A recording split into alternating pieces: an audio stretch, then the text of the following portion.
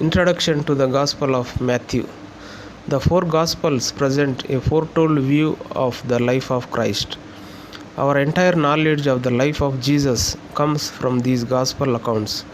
The early accounts probably were passed on verbally in the Aramaic language and then recorded in Greek manuscripts between AD 60 and 90. All four Gospels build upon genuine historical tradition and preserve different aspects of it. The basic purpose of the Gospels is to present the gospel message, the good news of the Redeemer Savior. They present Jesus as the Messiah of Israel, the Son of God, and the Savior of the world. The Gospel were written so that their readers would come to believe in Christ and receive eternal life. They view Jesus as the Lord of glory who is presently alive and active in heaven. Order of the Gospels. The order of the Gospels has been generally recognized by the Church throughout its history. The Gospel of Matthew occupies first place in all extant witnesses to the text of the four Gospels and in all early lists of the canonical books of the New Testament. Matthew's emphasis on the Old Testament preparation for the Gospel makes it ideal bridge from the Old to the New Testament. The Gospels present four portraits of Jesus, each of its own characteristic manner. Matthew, the Hebrew tax collector, writes for the Hebrew mind. The travel companion of Paul and Peter, writes for the Roman mind. Luke, Paul's physician missionary, writes with the Greek mentality in view.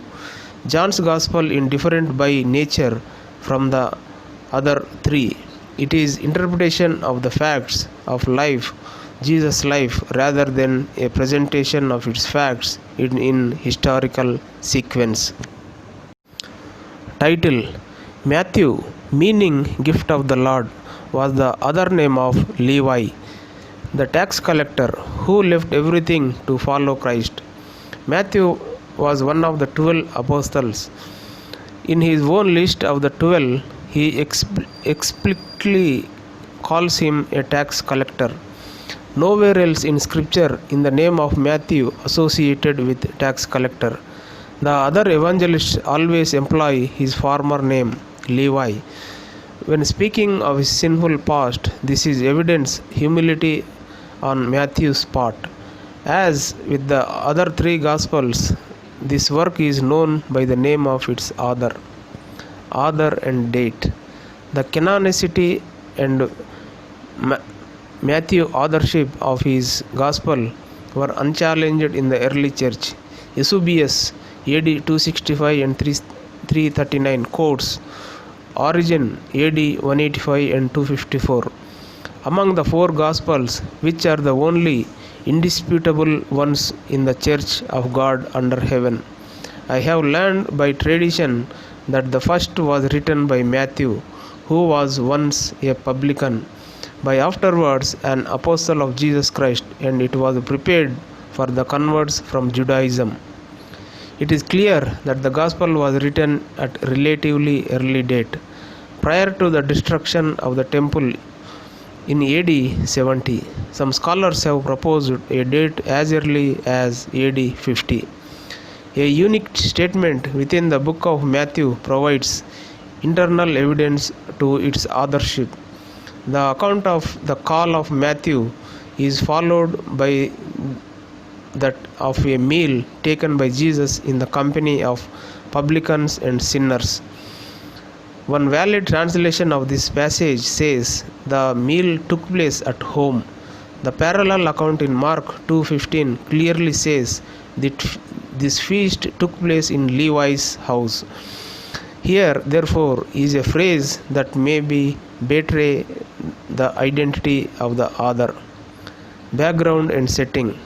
The Jewish flavor of Matthew's Gospel is remarkable. This is evident even in the opening genealogy, which Matthew traces back only as far as Abraham. In contrast, Luke aiming to show Christ as the Redeemer of humanity, goes all the way back to Adam. Matthew's purpose is somewhat narrower, to demonstrate that Christ is the King and Messiah of Israel. This Gospel quotes more than 60 times from Old Testament prophetic passages, emphasizing how Christ is the fulfillment of all those promises. The probability that Matthew's audience was predominantly Jewish is further evident from several facts. Matthew usually cites Jewish custom without explaining it. In contrast to the other Gospels, he constantly refers to Christ as the Son of David. Matthew even guards Jewish sensibilities regarding the name of God, referring to the kingdom of heaven, where other evangelists speak of kingdom of God. All the other book major themes are rooted in the Old Testament and set in light of Israel's messianic expectations. Matthew's use of Greek may suggest that he was writing as a Palestinian Jew. Jews elsewhere, he wrote as an eyewitness of many of the events he described, giving first-hand testimony about the words of Jesus of Nazareth. His purpose is clear: to demonstrate that Jesus is the Jewish nation's long-awaited Messiah. His voluminous quoting of the Old Testament is specifically designed to show that the tie between the Messiah of his promise and the Christ of history. This purpose is never out of focus for Matthew, and he even adduces many incidental details from the Old Testament prophecies as proofs of Jesus' messianic claims. Historical and theological themes. Since Matthew is concerned with setting forth Messiah, the King of the Jews, an interest in the Old Testament kingdom promises runs throughout this gospel. Matthew's signature phrase, the kingdom of heaven, occurs 32 times in this book. The opening genealogy is designed to document Christ's credentials as Israel king. As the rest of the book completes this theme, Matthew shows that Christ is the heir of the kingly line. He demonstrates that he is fulfillment of dozens of the Old Testament prophecies regarding the king who would come. Matthew records 5 major discourses: the Sermon of the Mount, chapter 5 to 7, the Commissioning of the Apostles, chapter 10, the Parables about Kingdom, chapter 13, a discourse about the childlikeness of the believer, chapter 18, and the discourse of his second coming, chapters 24 and 25. Each discourse ends with a variation of this phrase. When Jesus has finished these words, that becomes a motive signaling a new narrative portion. A long opening section and a short conclusion bracket the rest of the gospel, which naturally divides into 5 sections, each with a discourse and a narrative section. Some have been a parallel between these 5 sections and 5 books of the Old Testament. But Matthew is keen to show the error of the Pharisees from the benefit of his Jewish audience, not for personal or self-aggrandizing reasons.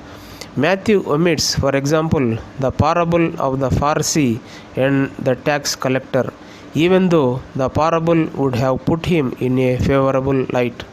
Matthew also mentions the Sadducees more than any of the other Gospels.